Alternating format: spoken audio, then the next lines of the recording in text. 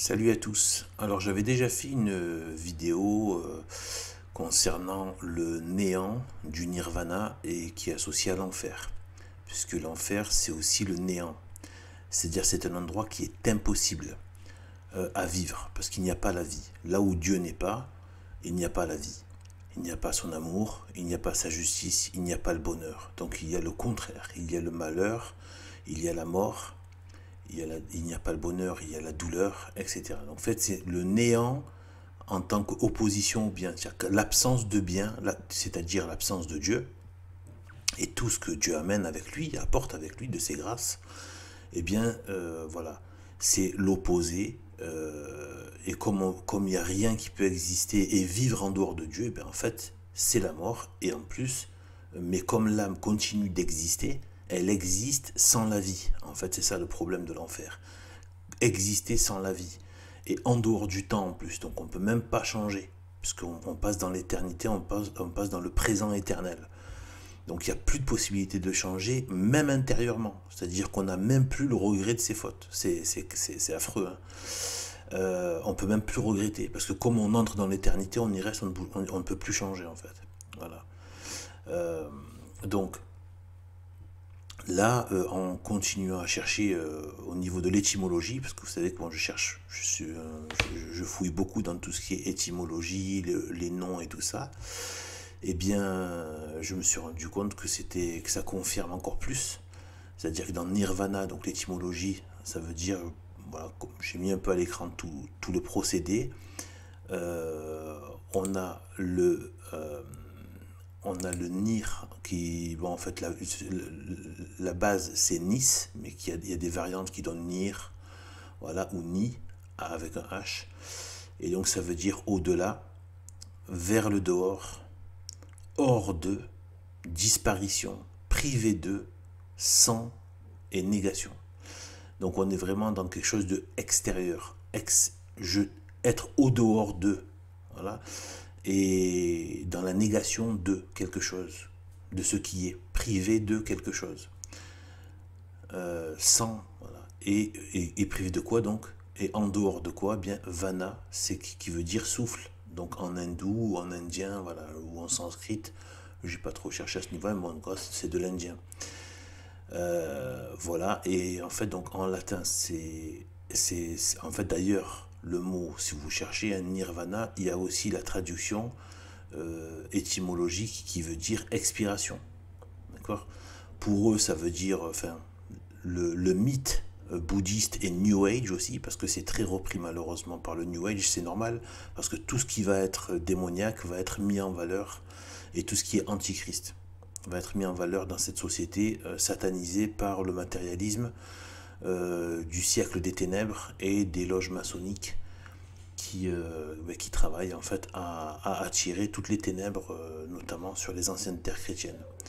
Alors, eh bien, là, on a donc en latin, non, pardon, en fait, ça veut dire, au niveau de Nirvana, ça veut dire selon eux, selon leur bouddhisme et New Age, ça veut dire sortir du cycle des réincarnations, donc sortir du cycle de la vie. En plus, quelque part, il se balance tout seul, en fait. Hein. Je veux dire, sortir du cycle pour aller plonger dans une sorte de béatitude dans le néant. Donc à quoi ça sert d'avoir une béatitude si tu n'existes plus et puis s'il n'y a plus rien, quoi.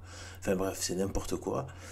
Mais voilà, donc on voit vraiment que c'est satanique derrière. Et là, ça va l'être encore plus, hein, parce que donc en latin, donc c'est expiratio, hein, et voilà, donc et ça veut vraiment dire, si vous regardez à gauche, ça veut vraiment dire ça. En dehors, c'est ex, comme extérieur, expiratio, c'est le souffle. Hein, d'où inspiration, expiration, c'est-à-dire souffle vers l'intérieur, souffle vers l'extérieur, voilà, inspiration, expiration, et expirer, ça veut dire aussi, donc on va passer à l'autre image, donc expirer, ça veut dire aussi mourir. C'est parce qu'en fait, on lâche son dernier souffle, expirer. Et donc c'est la mort aussi. Sauf que il s'est pas terminé. En fait, c'est encore plus grave que ça. C'est-à-dire que si on regarde bien ce que ça veut dire ex-expiration, avec ce que veut dire le mot spiration dans la théologie chrétienne, et donc dans la vraie religion que Satan combat, eh bien la Trinité, il y a ce qu'on appelle enfin, les trois personnes qui procèdent les unes des autres.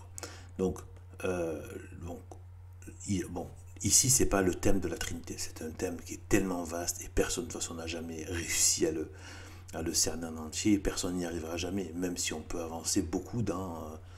voilà, surtout si on va au ciel, on pourra encore mieux avoir une meilleure appréciation de la Trinité. Et, et, euh, et ici, on peut déjà avoir quelques petites lumières. Eh bien, le Père qui jaillit en se projetant lui-même, donc le reflet parfait de lui-même, donc c'est par la filiation, donc c'est son Fils. Donc du Père au Fils, c'est la filiation, et du Fils et du Père et du Père-Fils au Saint-Esprit. Vous savez que le Saint-Esprit, on dit qu'il procède du Père et du Fils. Eh bien, ce procédé s'appelle l'aspiration, c'est-à-dire par souffle. Voilà. Donc du Père à Fils par la filiation et du Père-Fils à Saint-Esprit par l'aspiration. C'est dans la théologie chrétienne. Donc quand on regarde maintenant à droite, voilà, nirvana, expiration, ben, on peut très bien le traduire par en dehors du Saint-Esprit.